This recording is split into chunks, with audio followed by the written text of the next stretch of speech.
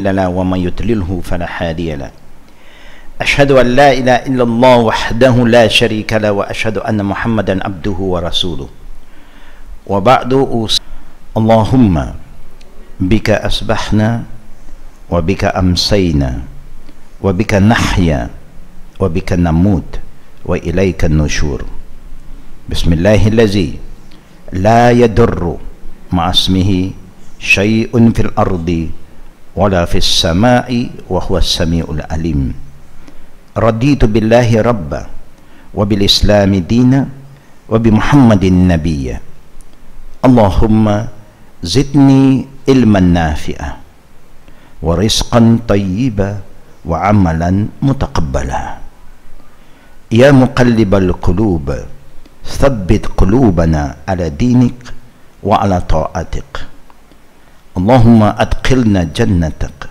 وأجرنا من النار اللهم اختم لنا بالحسن الخاتمة ولا تختم علينا بالسوء الخاتمة ربنا آتنا في الدنيا حسنة وفي الآخرة حسنة وقنا عذاب النار وصلى الله على محمد وعلى آله وصحبه أجمعين والحمد لله رب العالمين آمين يا رب العالمين.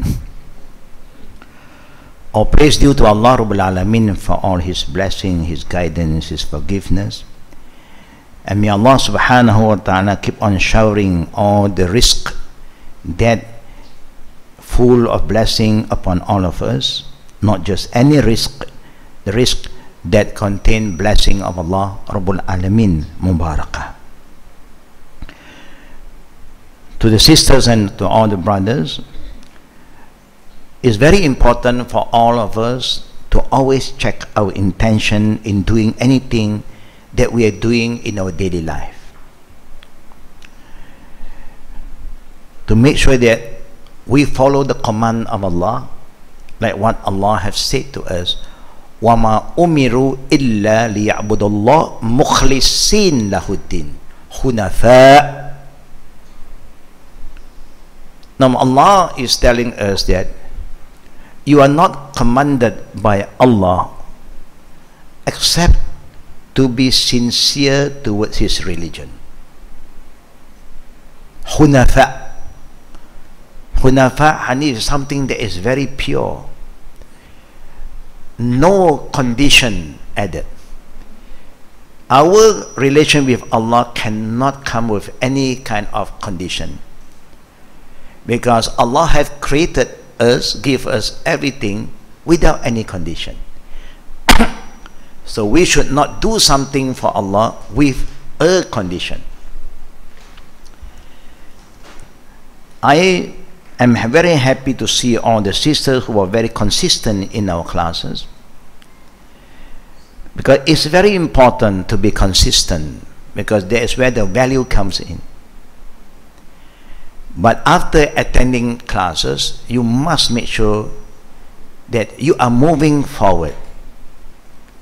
Not just attending classes, but you are not moving forward. Knowledge without practice, we know it's just like a tree that bears no fruits. It gives some shade, but there is no other benefit other than the shade. Knowledge must benefit all of us. The knowledge that can benefit all of us, just one simple example. In the beginning of our Wednesday class, we always recite some prayer. We hope this zikr, we have memorized it. Now, how can you prove that you are moving forward after memorizing this prayer? That you are sharing this prayer with your loved one. You do not just recite by yourself. Now you are teaching your family members who are close to you. Your children, the husband who are not here, now they are also picking up the same dua. This is how you move forward. I believe all of us who have been reciting this dua, you have memorized it by heart. But I do not know how many of you share your loved one. At least your children who are still young, who can memorize easily, ask them, let us recite this prayer together. That's how you move forward. If you don't have any close family members, your close friend, you're sure to have some friend. And then you remind them also. Let us recite some dua together. Then they are going to learn from you, and that's why the knowledge is going to benefit you and benefit them. And each time when they recite, you get a reward. Not only when you are still alive, even after you die. We are talking about funeral. After you die, you have left behind something that is so beneficial for the living, and they are going to keep on reciting this dua. You will get the reward. The same goes to when they pass it down to their friend, to their family members. It's like a pyramid, no? You will get, alhamdulillah. Now this is one of the signs to look into ourselves. Are we moving forward? Because our intention to study about the deen is not just to save ourselves, but in the same time we have a responsibility, hu anfusakum wa ahlikum nara, to save others, especially people that you love so much, so dear to you. You know, paradise is so vast, so huge. Going there alone is very lonely, you know. You feel very lonely. You know, when Adam was created by Allah, and Allah sent him to paradise first. After that incident, no one entered paradise already until the day of judgment. He was sent into paradise alone. And Allah knows he will be very lonely there alone. And they say Allah called him to take rest. And then from him, Allah created Hawa, a partner. Like you were eating in a 5-star hotel alone, how do you feel? The food is delicious. Lobsters, crab, all the dim sum, all the most expensive, delicious food, but you're alone. You look at the food, you eat. You look at the food, you eat just by yourself. Of course, you still eat, but you don't feel, you don't really enjoy the environment. You know, you cannot talk to the food, you know. This is just an example. Yeah? We hope that's how we move forward, yeah, to all the sisters. And the beauty part, like what the Prophet have informed us about the superiority of a woman towards the man, because the woman should be very productive. Children all, yeah, came from you, not from the father. Without a father, you can still have children if Allah wish. Like Maryam, if Allah wish, you know. So you are the future generation, meaning you are the one who's going to develop the future generation. If we are very connected to Allah, conscious about Allah, and we pass all this knowledge, awareness to our children, can you imagine what kind of generation you want to build in the future? You're building a righteous generation. It starts from us. Yeah. Inshallah, let us go back to the book. I always like to have a short muqaddimah, and then we come back to the book. Page 171, I was reminded by Sister Aisha, preparing the prayer. Now we have to prepare ourselves before we want to pray, of course. If you are praying alone, normal prayer or so, you must prepare yourself physically, mentally, and spiritually. Spiritually, you must be very sincere to Allah. You are doing for the sake of Allah. That is the spiritual side. That is the heart. That is where the niyat comes in. Yeah. Mentally, that means you are focused. When you perform your prayer, you are focused. Your mind is not roaming here and there, you know. And then physically now, you have to prepare yourself, whether you have to have wudu now. If you look at this subtitle, preparing for the prayer, talking about wudu, is one required to have a valid ablution wudu for the janazah prayer? There are no explicit report in the sunnah regarding this. Clear cut, there is none. However, according to the author, we strongly prefer this because the general ruling of the normal prayer applies to the janazah prayer, and because it contains recitation of the Quran, zikr, and supplication dua, which are preferable to be said with complete purity. Now, to make it easier for all of us to understand the law of wudu, any prayer, now when you talk about prayer in the English term, is a very general meaning, prayer. While you are, just now we just start with a prayer, is also a prayer. But when you come to Islam, Islam have their own terms. Example, if anybody asks you, what is the meaning of salah? Anyone asks you, what is the literally meaning of as-salah? You will have to say ad-dua. Literally, as-salah, Arabic, means ad-dua. If you translate into English, either you say prayer or supplication. That is the literal meaning of as-salah. Here, dua. Now, then we have to understand this according to the Islamic perspective. That is just the meaning, lugawiyya, literally. And that's where the explanation comes in. What is as-salah istilahan? According to the Islamic understanding, Islamic term, religious term, kullu af'al wal aqwal. Kullu af'al wa aqwal muftatihatun bitakbir wa mukhtatimmatun bitaslim.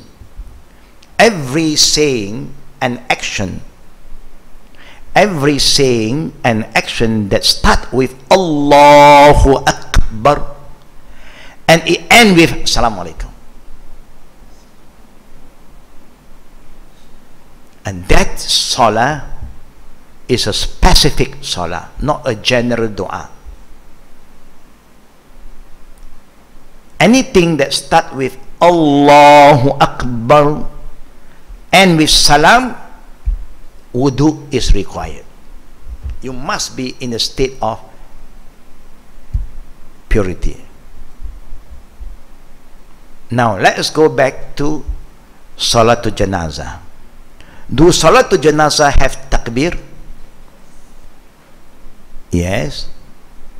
Do Salatul Janazah end with taslim? Yes. That is where wudu comes in. People may say, this is just a dua. Yeah, the general dua, you don't have to start with takbir. The general dua, you just start with Alhamdulillahi Rabbil Alamin, Allahumma salli ala Muhammad, you make dua.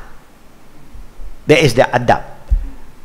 But in this specific prayer, salah, imma you call it salatul fard, the wajibat, salatul sunnah, qabliyah, ba'diyah, Eidul Fitri, Eidul Adha, Salatul Janazah, where it starts with Allahu Akbar, it ends with Assalamu alaikum.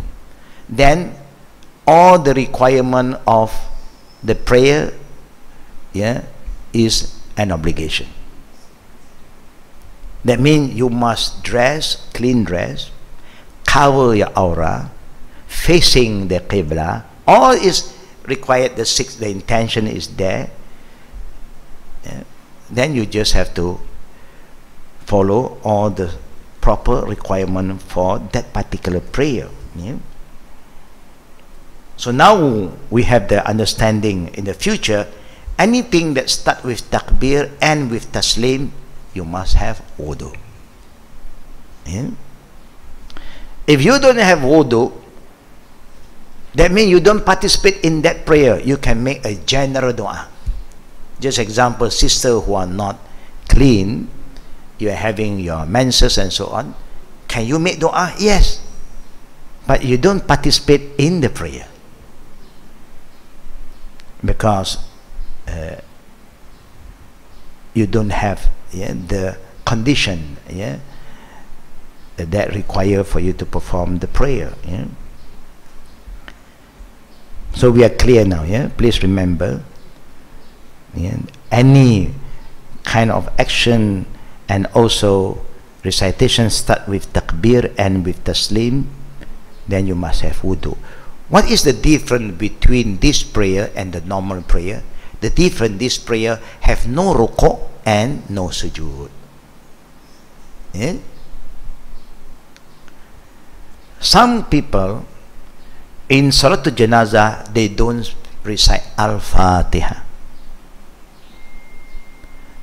The first takbir, they recite Dua Iftitah. Then only they follow up with the salawat, prayer for the deceased, and the end, and the fourth takbir.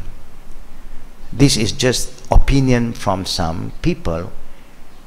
They don't have any strong basis from the hadith of the Prophet. Any prayer that starts with takbir and taslim, Fatiha is a rukun. Okay?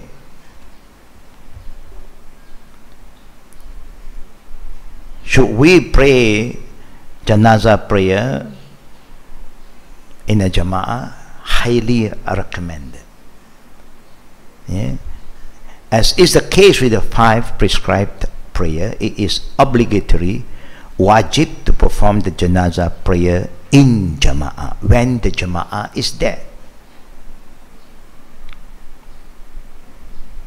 But when there's no jama'ah, of course you still have to pray.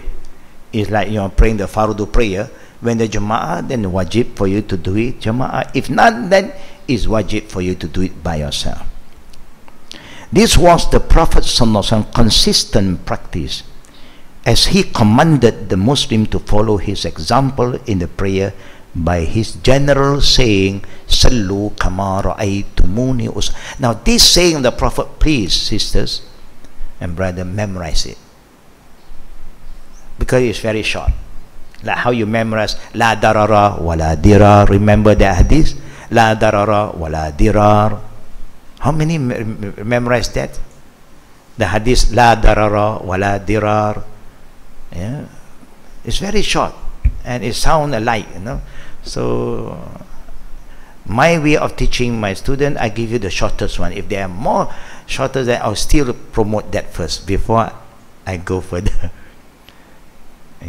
Because when you memorize it, you understand, you share with others, it really helps you.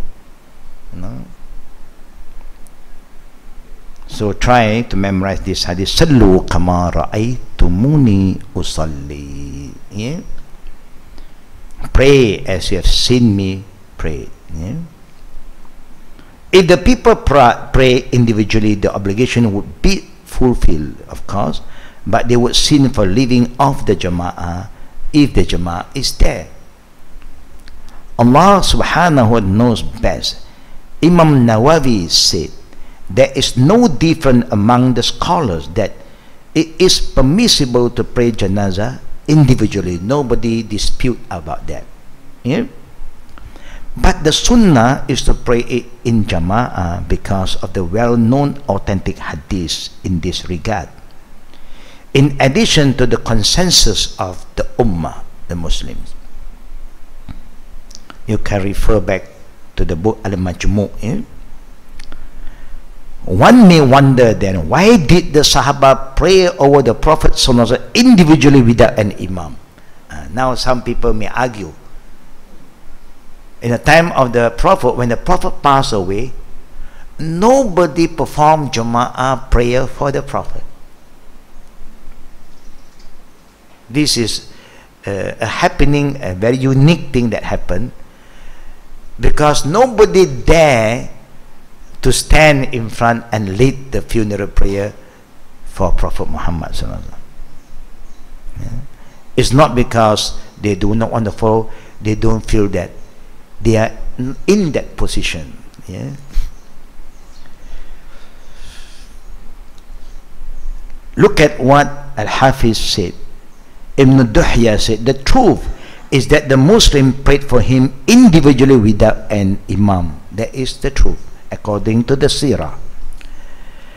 Ash-Shafi'i confirmed that this was because of the great status of Prophet Muhammad sallallahu. He is not anybody like us. He is the messenger of Allah. May my father and mother be sacrificed for him. This is some the way scholars and the companion will use this term when come to Prophet Muhammad sallallahu alaihi wasallam. And that they insisted that no single individual will lead the prayer over him. And Allah knows best. Normally people will like the closest, maybe Abu Bakr, family members, Ali, his cousin, but they themselves excuse this. I don't feel right to lead the prayer. Yeah.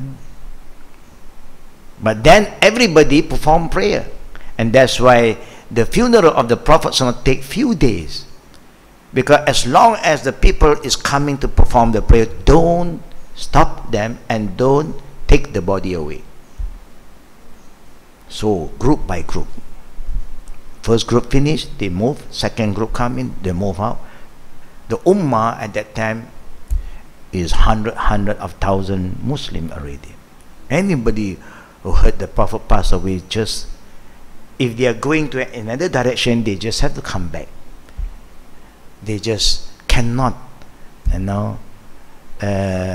proceed their life without paying the last respect to the Prophet sallallahu alaihi wasallam. And even the commander of the war, of battalion, of army, was on the way. Then they turned back. They said, no, we have to at least show our last respect to the Messenger of Allah Rabbul Alameen. This was a special incident that is hard to explain, and therefore we cannot drop because of it what the Prophet did so consistently during his blessed time. Meaning, this has happened to the Prophet, but when other mayat, the Prophet Salat Jama'ah. So we follow that general practice from the Prophet. The Prophet's guidance surely come first, because it is more correct and better established. Now this is something very important for us as students of knowledge. From time to time you'll be exposed to scholars coming in and coming out, going out, and then you have also classes here and there. Sometimes the more you learn, and at the same time you may turn away from the Sunnah, because scholars may put the opinion of other scholars in front of you. The Sheikh said this, the Sheikh says this, the scholar said, the fatwa said. Now if the hadith is very clear, your duty is to follow the hadith. Always remember that. Anybody can say anything, but when the hadith is there, don't follow opinion anymore. But sometimes you encounter this after learning. Oh, some Sheikh, he's also a scholar. Yes, but what did he say? What is his reference? If he said, the scholar, then you understand, it's a scholar's opinion. So just listen. There's nothing wrong to listen to the scholarly opinion, but when the hadith is clear, just follow the hadith, because Allah commands us to follow the Prophet, and the Prophet commands us to follow him first. If there's no example from the Prophet, then only you follow who? Not all Sahaba still. The Prophet, alaykum bi sunnati wa sunnatil khulafa ar-Rashidin. This is the adab of following the people. Allah, Muhammad, and the Khulafa ar-Rashidin. Who said? The Prophet himself said. Between the Muhajirin and the Ansar, who should come first? Who should come first? Muhajirin, please remember this. Allah said that. Allah put that in order, said, وَالسَّابِقُونَ الْأَوَّلُونَ مِنَ الْمُهَاجِرِينَ وَالْأَنصَارِ. Allah also is explaining to us, guiding us, showing us the way, how to follow the people if you want to follow. But you cannot. Some people would just want to follow what the companion. No, you remember in the time of the Prophet, after the Prophet passed away, when somebody was informed by Ibn Abbas to do this, that person respond to Ibn Abbas, it's okay, I will check what Abu Bakr said, what Omar said. They are very good companions. They want to check with Abu Bakr and Omar. And what do Ibn Abbas said? يوشك أن تنزل عليكم هجارة من السماء أقول قال رسول الله صلى الله عليه وسلم وتقول قال أبو بكر وعمر. You see how the companions, he is worried that Allah's punishment will come down from the heaven upon you in the form of a stone. That means stone rain will come down. When I am telling all of you, this is what Prophet Muhammad said, you say to me, I will say what Abu Bakr said and what Omar said. Who is Ibn Abbas? They are all related to Prophet Muhammad sallallahu alaihi wasallam. Now, to show us the adab, you can come up with one incident by the companion, but the Prophet commands us to follow him first.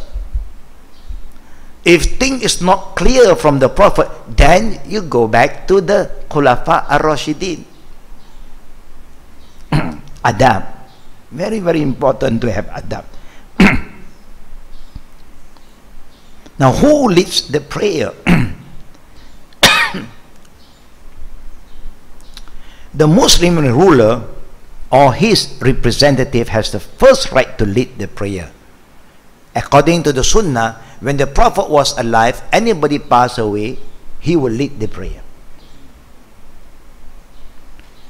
When Abu Bakr became the Caliph, and whoever pass away, he will lead the prayer. Who will give khutbah? Prophet gave khutbah when he was alive. Who will give khutbah when Abu Bakr become the Khalifa? The Khalifa will give khutbah. There is the leader of the Muslim. Today, we don't know. We pray one day we have that kind of leader, that they are leading us not only in this world, they are leading us in Akhirah. They are responsible because I am the leader. If I can't be there, then I will send my representative to show that, you know, we are here for you.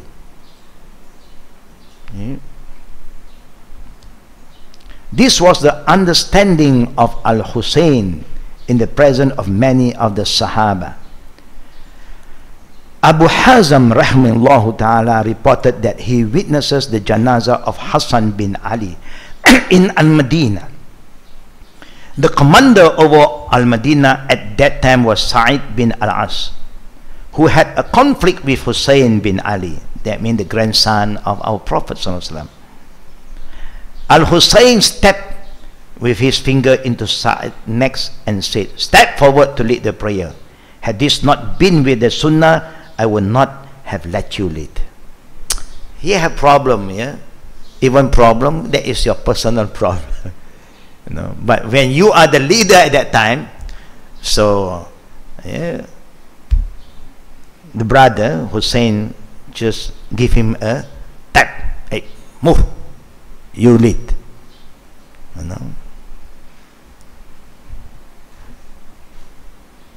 You see, in Islam, your personal feeling is your personal matter.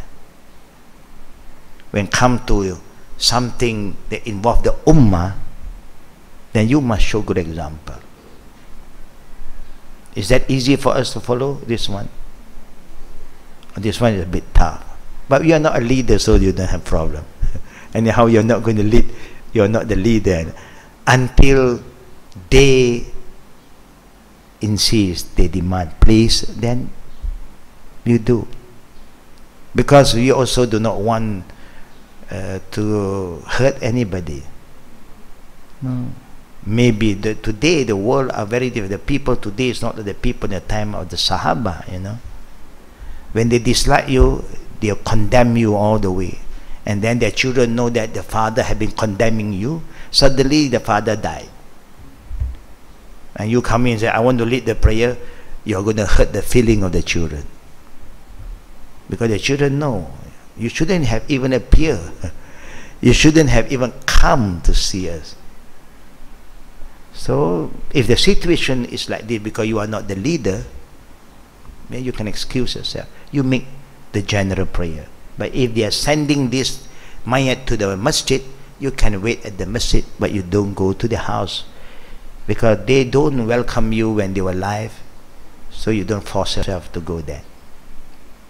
Yeah, sometimes this is something you have to understand. Yeah?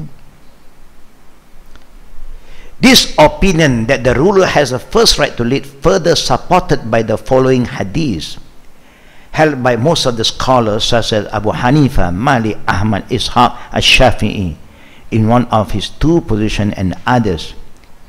Yeah.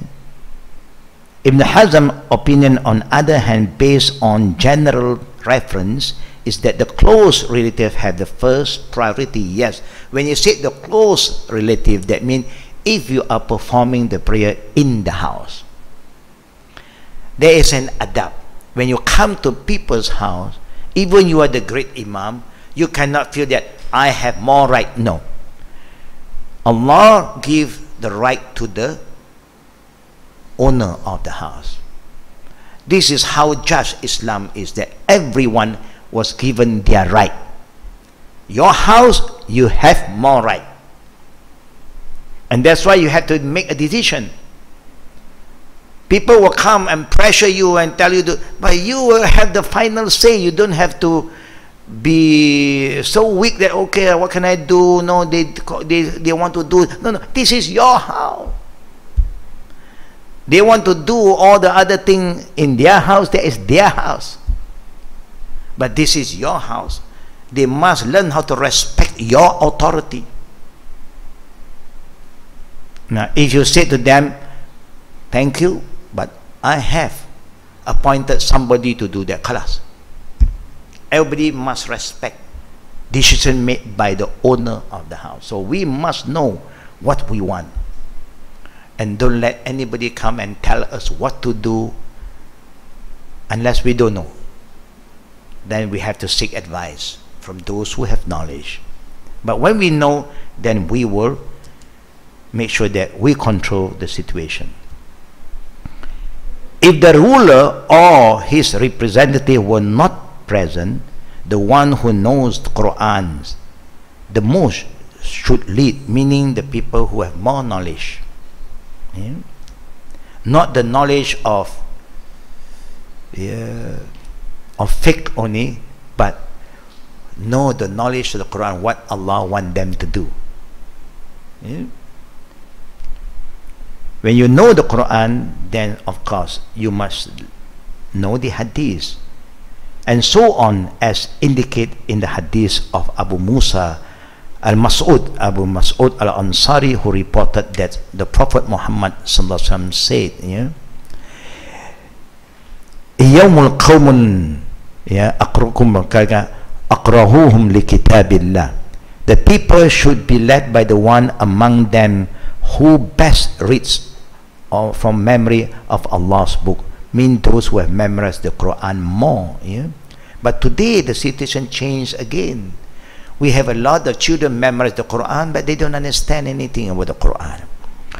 The one who memorized the Quran in the time of the Prophet, everybody understood the Quran. so they know what to do. Today, they memorize Quran. I've met people who memorize Quran, but they don't pray. I met people who memorize the Quran, but they drink. I met them. Yeah. I've seen them. It's a shock to me. Why you do this? Last time they don't have this opportunity, Suddenly now they are free now. When they're free, they're exposed to all this facade. That's why I'm very careful. Yeah. I met people who have Quran, who are married. But in the same time they said, my inclination is more to the male. I'm married, but my wife, I just have nothing to do with her. It's a shock for me too. Now I've seen it, that's why I'm very careful about all these things. People who are not exposed to this, of course, wow, Quran, alhamdulillah. If they are equal in reading, then the most knowledge of the Sunnah should lead. If so, everybody are Hafiz, then you check those who understand the Sunnah, who have more knowledge about the Sunnah, they should lead. Among the scholars, I remember when Sheikh bin Baz, Sheikh Hussain, these are the elderly scholars, they are in the 70s, and Sheikh Albani was with them together. All scholars at that time, it's really a blessing. They sit down, they discuss. No, they are not like scholars today. No.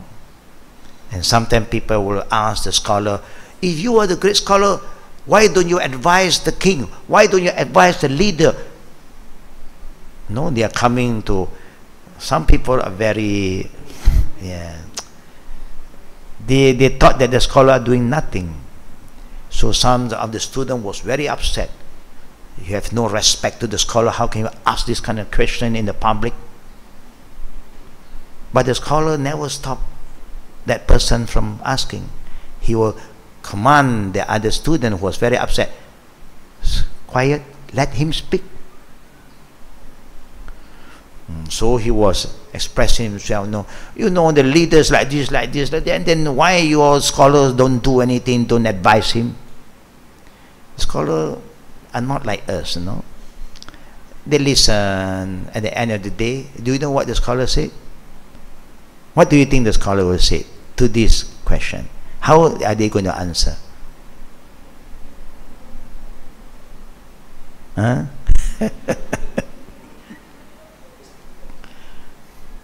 Do you like the answer, or you find the answer by yourself? Great scholar, Allah given a lot of wisdom. They say, how do you know that we do not advise the leader? You are judging us. How do you know? Do you think that each time we want to talk to the leader, we tell everybody? We don't do that. There's adab in talking to people. It's like if I want to talk to you about your weaknesses, do I say it out loud in front of her? That's not the adab. We don't have to tell you each time that we want to talk, advice to the leader. I'm going to talk to the leader. We don't have to tell you. It's our duty to plan, see what is the best way, the best adab, to advise the leader. That was a very beautiful answer. How do you know that we do not advise the leader? Today sometimes, what can we do? Who are we? We are small fish, the big fish. Why are you going to talk small fish and big fish? If you don't want to do, you dare not say anything, at least we make dua. At least you say something. It's not right to excuse yourself. And when these great scholars were together, I'm going to show you the adab. These are the great scholars, known by all the students of knowledge. When come to prayer time, Sheikh Hussain, Sheikh bin Baz, they will say,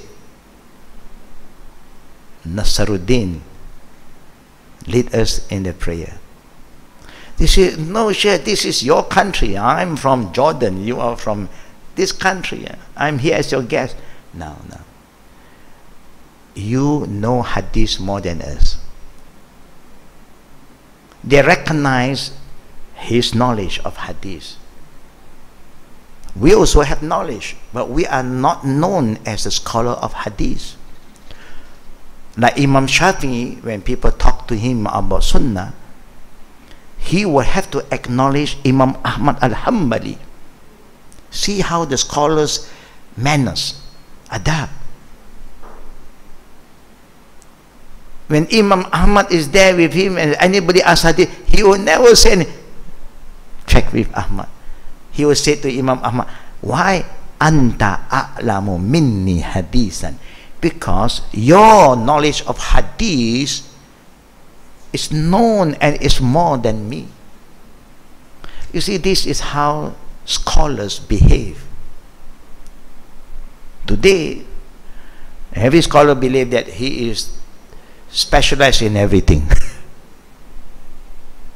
And sometimes students of knowledge also feel like that. And that's why we have problem. Allahu Akbar. Because who among the scholar who is known to the student of knowledge who wrote a book specially on Kayfiyat as-Salah al-Nabi Albani? People may not like him sometimes. People who don't like, because he is there to expose everything and show you all the dalil. This is the thing people are not happy. Because people are so used to the norm, when you want to show them the dalil that contradict, they don't like.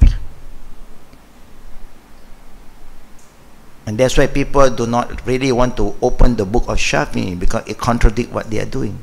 So better don't open that book. Yeah. But he is not here to criticize anybody. He is just laying out all the dalil, the knowledge that Allah have given him, and make it clear to the public, so that when they do something, they do with knowledge. You know, that's all.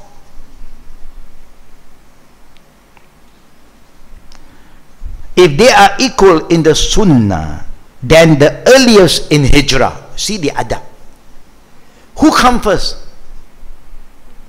The earliest who make Hijrah. Who are the one who are earliest who make Hijrah? With the Prophet? Abu Bakr. Of course, you have other earlier Hijrah to Abyssinia by Ja'far. Yeah. But the one with the Prophet, who are close to the Prophet, is Abu Bakr. That's why the Prophet said, if you weigh the iman of Abu Bakr and the iman of all the believers at that time, the iman of Abu Bakr is heavier. But do Abu Bakr feel proud? Abu Bakr was so humble, so simple, in his lifestyle. If they are equal in Hijrah, then the earliest in Islam or the oldest in age now. So age have also some value. Yeah. But not age come first. We always say we makan garam more than you makan nasi. That is our hadith.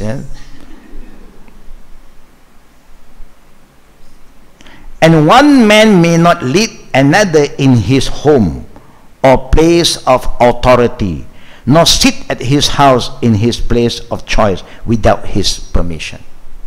When you go to people's place, you must know the adab. You cannot come to people's house and make it like your own house. And it's very wrong for us to say, buat rumah ini macam rumah sendiri. Very wrong. That culture is very un-Islamic. He'll go in everywhere, and then he'll go into your private area, and then he'll check this, and it's not good. No, no. You are a guest. There's a guest room. Everybody in a guest room. Until the host said, "Do you like to visit my room here or my Yeah, we just decorate our home. No problem, no problem. If the host like, Alhamdulillah. You know, but you don't be too busybody in everything you want to know, everything you want to see. You know, their room is so messy, and I want to look at your room. No. Even you want to go to the washroom, by right you should seek permission.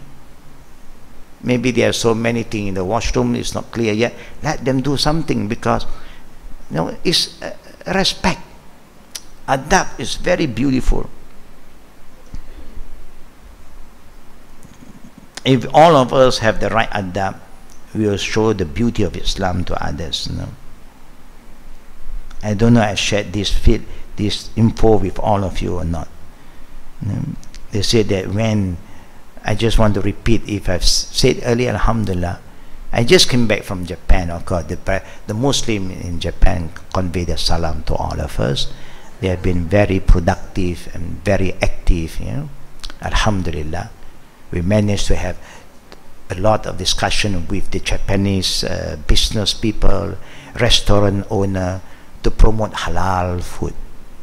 And we have to explain to them why halal, and then show them, and then Alhamdulillah, in the same time we invite them to Islam. And some of them is thinking now. I said, you don't lose anything. You make halal food, you don't lose anything. Yeah, but they see most of the time there are people who try, but then sometimes they have to close shop. Why? Because if you don't have beer there, the Japanese people love to drink. If they know that, they say, oh, we're coming, 10 people coming, then no drink, they say bye-bye, they leave. So business is not there. Then so we show them how to make changes. Yeah, they are learning. That's why the way we promote halal to them is by propagating Islam to them. Where other people, they are just selling them the logo. That's all they want, without making them really understand, and that's why there are a lot of problems. We have seen that when we were there, and sometimes they just have halal logo, but it's not halal. You must remember, Japan is not like our country. We may have more people to supervise here, but over there, we have been known to halal, but then they have pork side by side. Just to let you understand a bit here and there. Now the adab now, if anybody who go to any house, then you must remember the owner of the house have more right than you. Okay? A male who memorized the most Quran should lead even if he has not attained the age of puberty. Even a young one, if he have the knowledge, that is important. And one important thing that I like to remind all the brothers and sisters also is that if, according to the teaching of Islam, if the one who died committing suicide or die while committing sin, while they are drinking and then got heart attack, should we perform funeral prayer on them? Should we perform funeral prayer on them? Oh yes, that's part of our responsibility. But who can excuse themselves? Who can excuse themselves? The leader or the great scholar. That if the leader in that province, you can be there, but you excuse yourself. The great imam known to the community, you can be there, you can excuse. All of you lead. Why you can do that? Because he is still a Muslim. You cannot stop anyone from performing prayer on them. The Prophet shown an example. When somebody, the munafiq, if he know, he don't, he excuse himself. But he never stopped other people to perform the prayer. When people have debt and nobody want to take over the responsibility, he excuse himself. This is some example. Why? When the leader do something, or the great scholar, respectful scholar to the community do something, of course it creates some awareness. Why the imam don't want to lead in the prayer? Normally he's the one who lead. Then that's where the advice will come. It's like a reminder for the ummah. Yeah? So that you take religion seriously. You don't play around with religion. You can excuse yourself from doing that. Yeah? But you cannot stop others from praying. Yeah? How bad a Muslim is, no, the Muslim Ummah have some responsibility. You know, and the rest you leave it to Allah to make the final judgment. But as leader, you can excuse yourself. Yeah? Amr bin Salima reported that his people from the tribe of Jarm visited the Prophet ﷺ to learn from him. When they were ready to depart, they asked him, "O Prophet Muhammad ﷺ, who should lead us in prayer?" He replied, "Aksarukum jam'a, or akzan lil Quran." He among you who memorized the most Quran. You remember the time the Prophet, when those who memorized Quran, they understood what is in the Quran. Number one, they are all Arabs. Yeah, and they know the meaning of the Quran very well, because when the Prophet teach them the Quran, the Prophet will teach them the meaning and explanation. Today, people are teaching you Quran only. They don't really explain so that you learn from the Quran. The Prophet never taught his ummah the Quran, just recite the Quran, memorize Quran. He will teach this what Allah said. This Allah wants you to do, and he will show them the example, and they will act accordingly. And that's why the Prophet have confidence in them. Yeah. Today we don't have that opportunity, and that a scholar is there to coach us. Yeah. That's why when you travel with a scholar, you learn very fast, because a good scholar will look into your lifestyle when you travel with them. How you behave, how you act as a jama'ah, how the manners when you eat and everything, they will observe. A good scholar will do that. But if the teacher is just a teacher, I teach you everything you should know already. Nafsi, nafsi after that. Your grave, you take care of yourself. I take care of my grave. I have remind you. But the Prophet and the companion and the great scholar before, they are not just a mu'allim, but they are murabbi. They are not just here to teach you, but they are here to supervise, to coach you, to keep on reminding you. Yeah?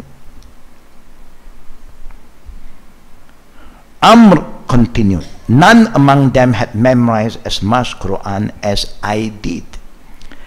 So they made me lead them when I was still a boy, wearing wrap around clock. I had not witnessed a gathering of Jarum machines, but I led them in the prayer, and I pray over the janazah until this day."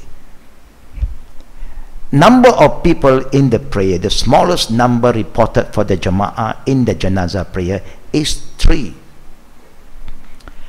Abdullah bin Abi Talha reported that Abu Talha invited Allah's messengers to pray for Umar bin Abu Talha when he died.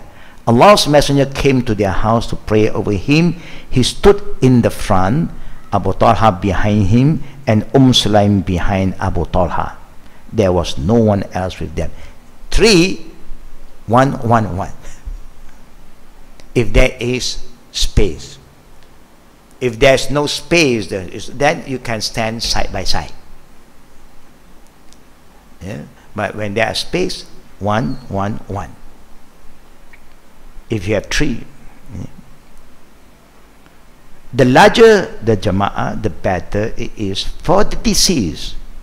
Aisha radiallahu anha and Abu Hurairah reported that Allah's Messenger said, "Ma min man tusalli alayhi ummah min al-muslimin yablaghuna min mi'ata kullahum yashfa'una illa shufa'a illa shufi'u fihi illa ghufir lahu." When a group of Muslims numbering 100, this is the time the Prophet mentioned the numbers, 100 pray janazah for the deceased.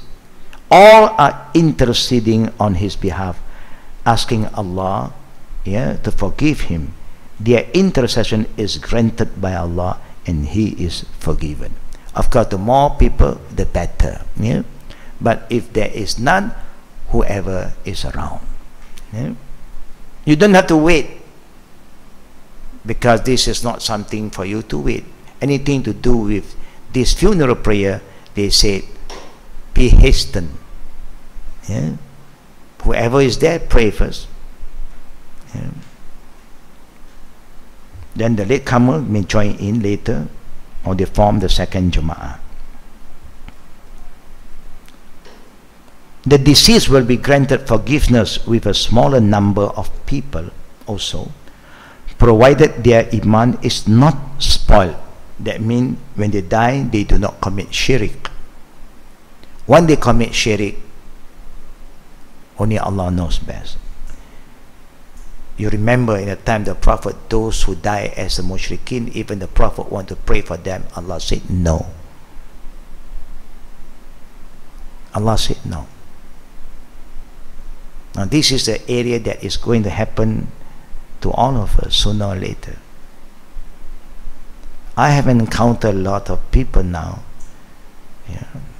who are telling me they are no more Muslim, but written in their IC they are Muslim, parent Muslim, born Muslim, but they are telling in front their mother, I am not a Muslim.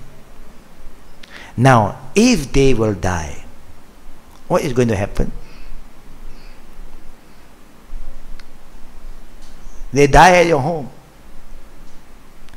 They are your children. Name Muhammad, Ali, Omar. Are you going to stop people from doing prayer for them? We don't know what kind of fitna is going to come. But they are the people who do not know. Something is very alarming. We don't know how to handle. But you who knows, you cannot pretend not to know. You will commit a sin by performing the prayer, because Allah forbid anybody who die as a mushrik for you to perform prayer on them. But people who do not know, based on their identification, Muslim, there's the time you have to excuse yourself. And this is an area we don't know how to handle it now. Either you call them to repent properly, or if they want to stay outside, let them stay outside. They have to, we have to be very firm, and they should know our decision. If anything happens,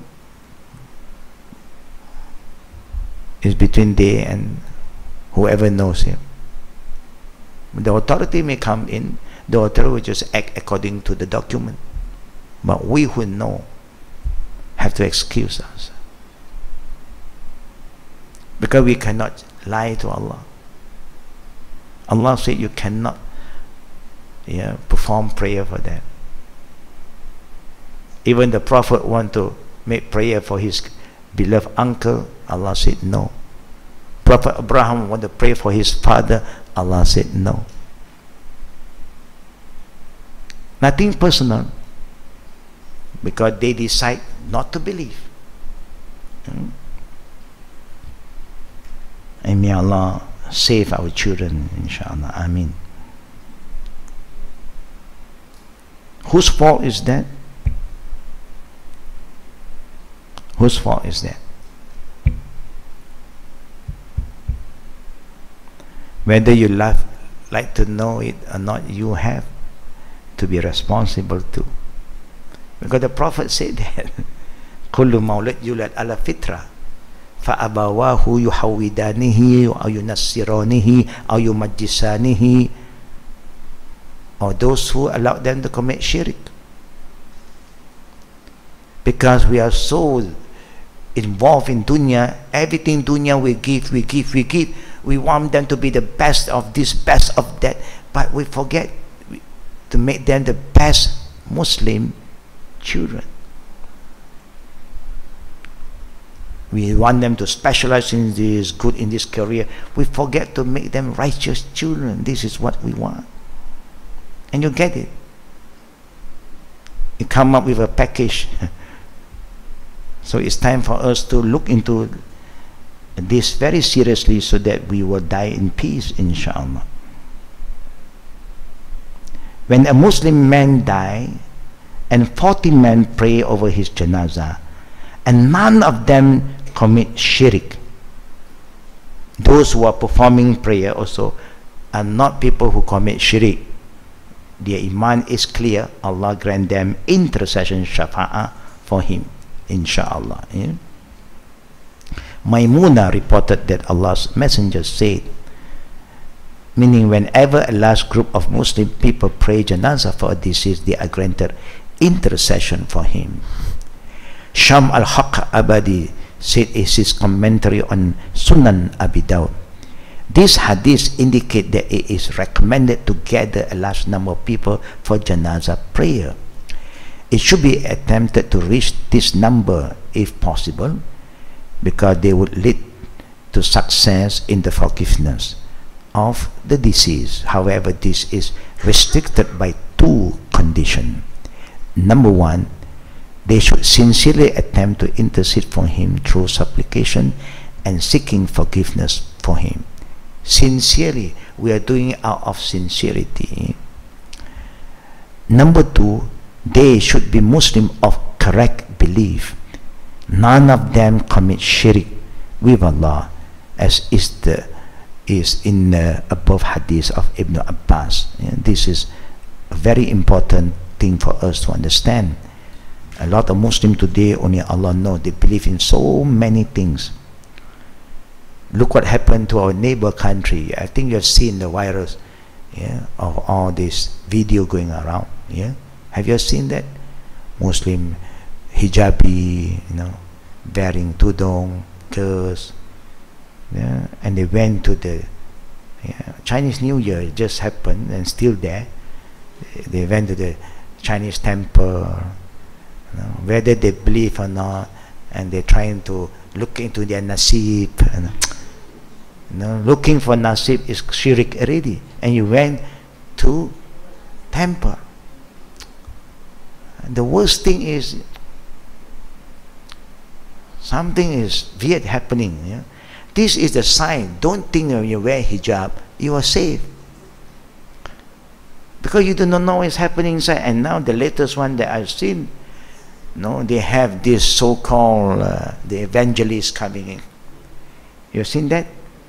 How many of you have seen that? They come in the stage, and then whoever have sickness, come forward. Come forward. Lord Jesus is going to cure you, to heal you. The blind, those who are what you call this cancer patient, those who are paralyzed, who cannot walk, cannot move, come. Allah. Who want to go, they can go. The worst thing, the hijabi woman is going up, and then what thing is done, happen, only Allah knows. And then they say, who cure you? Who can, now you can raise up your hand now you can see now who is the one who cure you. Tuhan mana? Tuhan Jesus.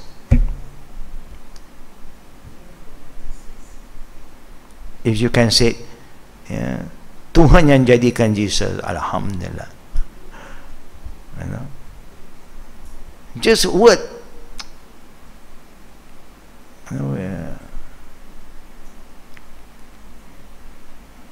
Don't commit shirk. Whatever happened in life, how poor we are, don't ever abandon Allah Rabbul Alameen. Yeah? It's like my humble advice to a lot of reverts. Yeah? The family want to know what happened if my daughter suddenly don't love the man anymore, or the man die, or the man, her husband divorce her. Can they return back to their original religion? I said no. We cannot force you to become Muslim. When you're Muslim, you'll die as a Muslim. But I don't understand why when they are Christian, they are Buddhist or Hindu, nobody asks them, after you join this, will you turn back to your old religion? Nobody asks, because it's common. Everybody have their own problem, and they will solve their problem. If not, but religion is religion. They don't abandon God. They can abandon their wife, they abandon their husband, but they don't abandon their God. They don't abandon the religion. You don't hear this in other religion. Why only when come to Islam, they want to know? Because they don't understand. So I got to make them understand, please understand this. You can have problem, but you don't abandon God. Your children may abandon you, you may abandon them, but you don't abandon God. Yeah? Arranging the rows. It is recommended to form 3 or more rows behind the Imam if you have the numbers. Yeah? Malik bin Hubayra reported that Allah's messengers, said, "Ma min Muslim yamut fa yusalli alayhi thalatha sufufin min al-muslimin illa awjaba aw ghufira aw ghafar lahu." Whenever a Muslim die and 3 lines of Muslim pray janazah for him, he is granted forgiveness. You can read this by yourself later on, but in general, I'll just show you that in the time of the Prophet, there was time that there are 7 people. The early hadith 3. So the Prophet stand in front, next one, behind one. Now there were time there are 7 people. So how the Prophet formed the saf? He stand in front, 3 behind him, 2 behind the tree, and 2 behind the tree. He made 3, 2, 2. That's how we organize the saf in janazah prayer. Meaning, if you have saf, you have jama'ah cannot fulfill the whole saf, then you can break into 3 saf. No problem. This is not like the other jama'ah prayer. The fardu prayer, you are not supposed to form another new saf without completed the first saf. What happened if you came in and you don't have the knowledge? There's still some space on the first row, but you form the second row. You start to stand behind the first row, then you, who are latecomer, you come in, you don't go and join him. You have to complete the first row first. He make a mistake. May Allah forgive him for that. But when you have the knowledge, you don't go and come in and join him. You have to complete the first saf for the fardu prayer. Remember that, the adab of saf in the prayer is very important, because this is part of the sunnah of the Prophet sallallahu alaihi wasallam.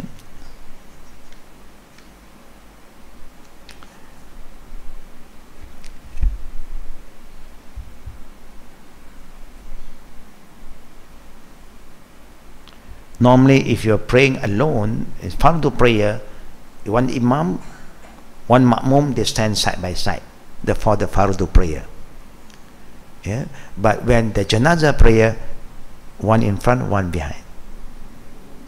That is a bit different between janazah prayer and the fardu prayer. Now, when there is an example from the Prophet, then we should follow the Prophet. When there's no example, then whatever we are used to it, you can do it. But you may come across example. There were times that we went to the graveyard to perform the janazah prayer, because the janazah prayer was arranged in such a way, rush and confusion, people do not know what really happened, then people forget to perform prayer for this janazah because they are reverts. No proper document, but alhamdulillah, somehow they managed to arrange it. They overlook, they forget about the prayer. Then they inform me. I said, then we have to go and pray. Then you can go to the graveyard. And now in the graveyard, you must remember, you don't have space, because beside is a graveyard. So what should you do? You don't stand behind the other graveyard. So you can stand side by side. When the situation do not allow you to stand back to back, then you stand side by side. This is some of the adab for us to learn, inshallah. Yeah? But also this kind of prayer on the graveyard, yeah, it can be applied to those who have performed the prayer earlier by other members, but you missed the prayer. You can do at the graveyard. Yeah. But Salatul Ghaib only you can do when you are sure nobody performed that prayer for the deceased. Then you perform the Salatul Ghaib. Not going to the graveyard. Neither you go to the graveyard. Where to stand? The Imam should stand for the male near the head area. For the female is in the middle, to show the difference. Yeah? Inshallah, when we have the right understanding, we know what to do. Yeah? There will be an adab to show us how to bring this funeral or this disease to the graveyard. And the adab of doing it, we will cover that in the coming classes, inshallah. So if there's any question, we open for Q&A. Fatafaddal.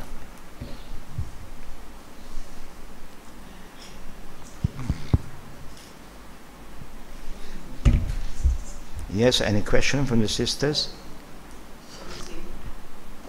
This happened just last month. Mm-hmm.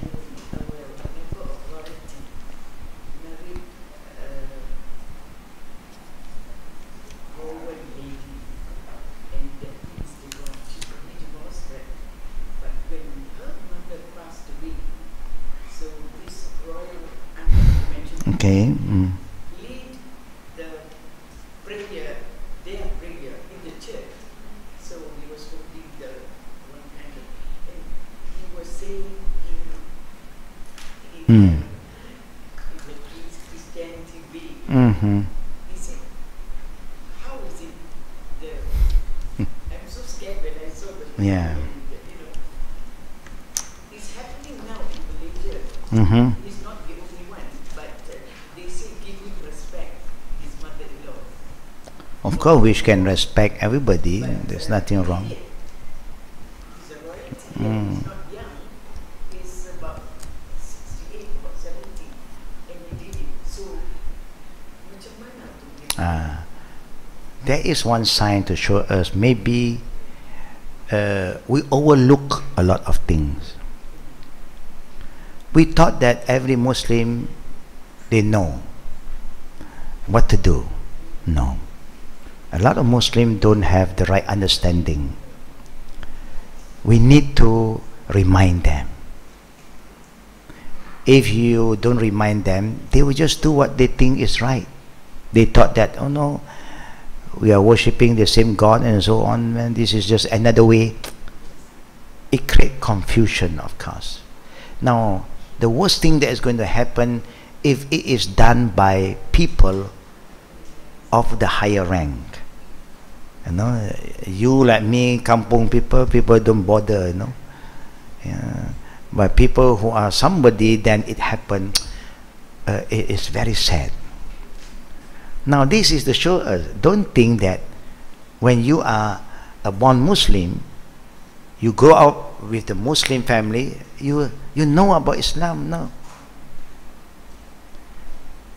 Islam is about learning. If you don't learn, you can be a born Muslim, your father can be the great mufti, but you can be as ignorant as a non-believer. Very sad, very sad. If this thing happen, very sad, but we hope, yeah, Allah is all forgiving.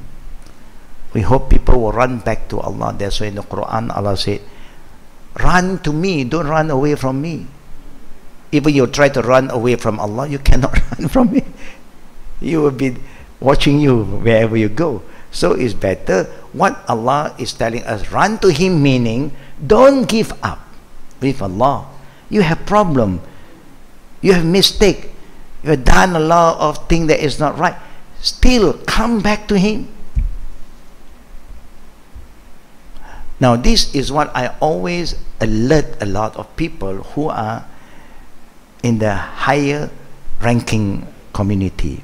I say, we know that they don't have time to come down and learn with the normal people, and we know that normal scholar also cannot reach out to them. No, there is always some barrier. Yeah? I would suggest the best thing for them to do is they should get a scholar who they love, who they respect, show some respect, to be close to them. If they want to travel anywhere, invite. It's like your PA example. Yeah? Travel with you so that you encounter this problem, you know how to ask the scholar, what do you think we should do? Because the scholar is beside you, then you will be guided. Allah has said, "Fas'alu ahli zikri," ask those who know. So you don't have time, so you have to use your own wisdom. You can have your secretary to travel with you. You have so many bodyguards. Why don't you have one person who is a scholar, yeah, also to travel with you? And then when you have problem, he's there, and you don't feel shy to ask him privately. No one knows. What should I do now? A good scholar will guide you, inshallah. What you can, what you can't. To be there is no problem. But to participate in certain ritual,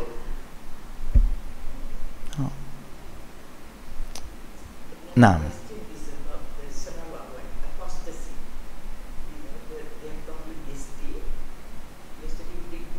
Yeah. Oh. Because of the reverend brother in the High Court case about this illegal apostasy. Okay, I know. There was a big problem yesterday. But what is the Sharia law doing about all this? They're just, Yeah. Murtad, irtad happened in the time of the Prophet. There's an ayah talk about these people. There's hadith that talk about this kind of problem. It's not new to us. But the problem, the way we handle the cases, we have problem. That is how it goes. We have a problem in how to handle cases. I'll give you another example. We do not know whether the lawyer, Muslim lawyer, understand their responsibility or not. No.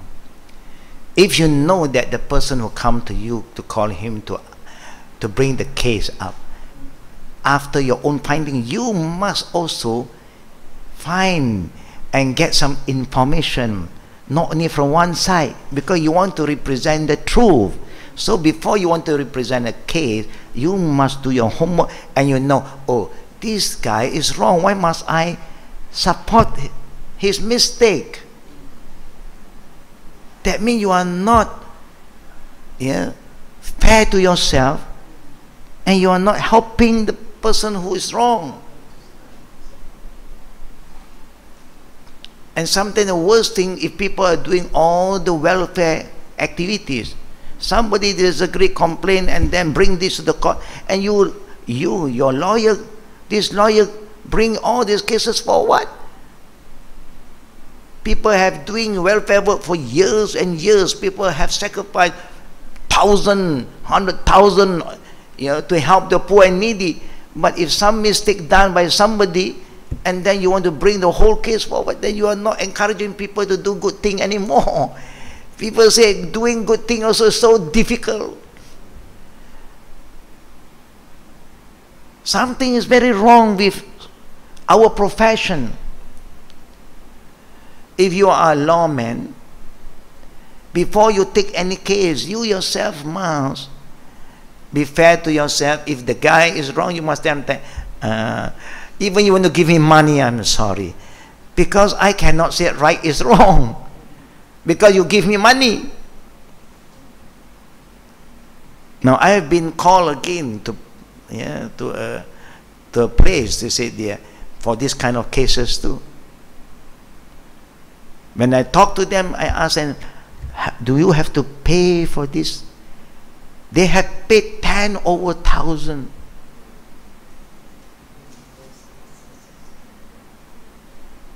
And paid to who? Paid to a Muslim lawyer is teaching them, showing them the wrong way. There's the problem we are facing. We have problem. If this is totally new, it's nothing new. It happened at the time the Quran talk about that. But see how Allah and the Prophet have solved that problem. We don't want to follow. We want our way, so we create unnecessary problem. Unnecessary crisis, Small matter becomes so big, the whole world will laugh at us. Because the way we handle cases. May Allah guide all of us. We hope those who are in authority and people who have qualification to represent all these cases, we hope they will use a lot of wisdom to solve this problem.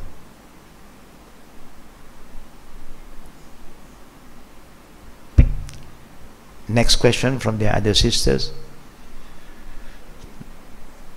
The door. It was so hot now. One more, last one. Okay. This is going a Turkish, not to say priest now, ulama. He was here. He was condemning Malaysian royal is the constitution of Raja-Raja Melayu. We shouldn't address the Raja as is going on, Oh, yeah. Astaghfirullah. Cannot say Duli Yang Maha Mulia. Is the dust and the sleepers of, I don't know what, some of like that. So, what do we give? We have adab, kita Melayu. Raja-raja is a culture, we have to, So, he is saying not to do that in Malaysia. So, it's going to be another problem. So, how is it? What do you think? Yeah, I believe, now I believe in this. I believe that we all love our leaders. We all love our king, sultan, because the Prophet talked about king. The Quran talk about sultan. Yeah, we love them. And if they know what is the right thing to say, right thing to do, that will develop more respect and love towards them, I don't think they mind to make changes. I don't think so. I mean, who do not want to be loved, especially leaders? And we want to love them. We want to respect them. But if they really know what is the best thing to address them, and they are the one who will instruct, call upon their people. I want this to be arranged in this manner. You see, when you are high, you humble yourself, people will love you more than what you deserve. Now people love you not out of fear anymore. They really love you and respect you because you are humble. You understand that, inshallah? Yeah. So the word actually is been arranged by the people before Islam, and then so happened that when we become Muslim, we still follow with all this kind of saying. So it's not wrong to address the Sultan as to Yang Muhammadiyah. It's okay. it depends what is your intention at that time. Yeah, you have people who are mulia, yang mulia, murid saya, then they say everybody mulia, as people who are higher, yang maha mulia. You know, it really depends how you put the wording and how the person feel. Now I show you one example, the ending. The Prophet ﷺ, when he came in, walked into a gathering, the companions stand up. Is that wrong to stand up for the Prophet? It's a respect. But the Prophet worried. Immediately he called them, sit, sit. Why? He know who. Yeah. He know that he's the messenger of Allah. He know people love him. Now he's worried people will respect him over. They overdo this. They will start to worship him one day. That is the fear the Prophet have. That's why he called them to stand. He can just let them stand, but say sit. Now, do the companions show this respect or lost respect to the Prophet? No. Their respect, they love the Prophet multiply. Because the Prophet is so humble. Down to earth people. And that's why the Prophet said, Innal bazazata minal iman. Simplicity is part of iman. Be simple. See the dressing of the Prophet. Do you think the Prophet cannot dress like an emperor? No. Omar, when he was the Khalifa, people gathered all the jewelry, the kind of dress from the king of Rome and Persia, and offered to the Khalifa to dress up like the king of Rome. And he was crying. Some companions said, why are you crying? Ya Amirul Mu'minin, it's a gift from Allah, an honor. Allah glorified you. Say, yeah, but even the messengers of Allah don't have all this. He was worried because of this ummah will be weakened and they will destroy their iman. Because of what? This dunya. You know the dress of the king before? All the stone, only Allah know. Blue diamond, jade, and now you just name it. Just one shirt, I don't know how many billion it costs today. Just an example. But the Prophet chose to be very humble. Dressed like a slave of Allah. Can you imagine? That's when the Prophet walked among his people or around his area, those who do not know him, that he is Muhammad, do not know that he is Prophet Muhammad. Because his dressing was so simple. It's not like us when we are somebody, we want to have extra uniform, our head also move in different direction to show you we belong to special group. No, that is not good for you actually. It's not good for you. The riya may come in very easily. If you dress simple, it's good for you. People don't even know you sometimes. Alhamdulillah. This is an example. So we want to respect our leaders. We love to respect them. We want to honor them.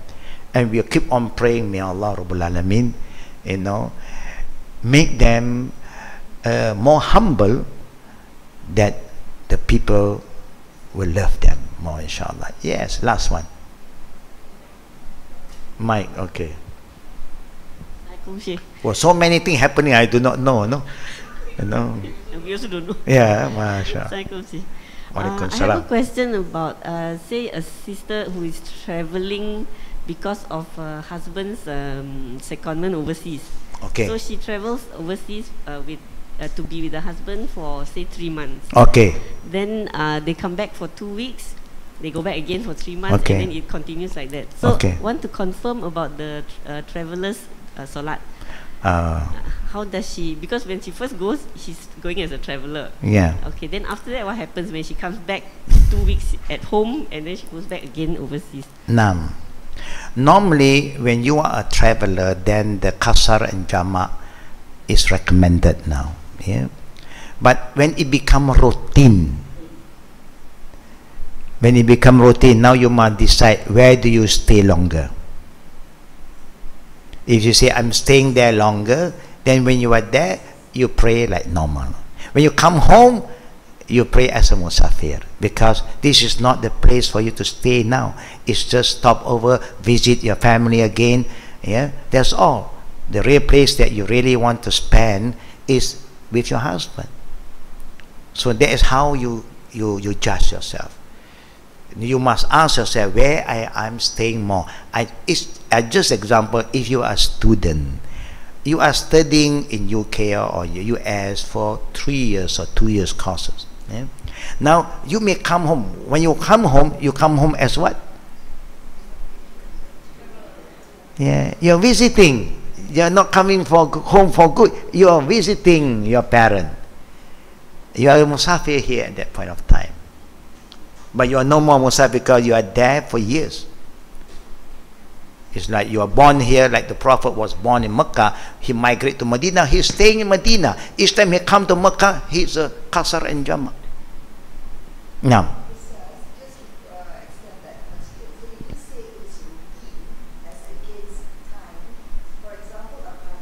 Okay. Routine. Yep. Correct. Yeah. Yes. And also because he as a pilot will keep on moving from country to country. That's why the pilot's punya lifestyle, he's a traveler when he is moving out. So his place is at home here. And that's why he said, this is my home. He didn't say, when I go to Korea, Korea is my house. I'm here for a job. 2 days, 3 days, finish. Fly back again. Yep. Is it? No. The Prophet never fixed that. No. I show you one last example. Yeah? What happened in Japan. We always remind them, Islam is simple. Now it's winter time. No, when you have wudu, then your feet is dry, you wear your socks or khuf. After that, as a traveler, you don't have to take it out for 3 days, 3 nights. You can just wipe over, so you don't wet your feet, you don't wet the floor, you don't wet the carpet. So easy. You know, there was an incident. A group of foreigners came, and we have a good brothers who entertain them, bring them to a restaurant, halal restaurant. They cater the whole restaurant for the big group. Only this group will come and eat. So, of course, when you're in a restaurant, people want to go to the toilet, you know. So everybody go to the toilet maybe 2 or 3, queue. Suddenly, while they are ordering food, water is flooding, is coming out, overflow. Why? Because people who go to this kind of country, they don't learn about the adab of the country. They don't learn how to use the toilet bowl. You see, in Japan, everything is automatic, you know. You sit down, you press something, and then it shoot out already. These people was pressing and then just left, and then the water shoot out. Oh, shoot outside now. So when so many people use, they don't know what to do. They press, water shoot out, and they are not sitting there.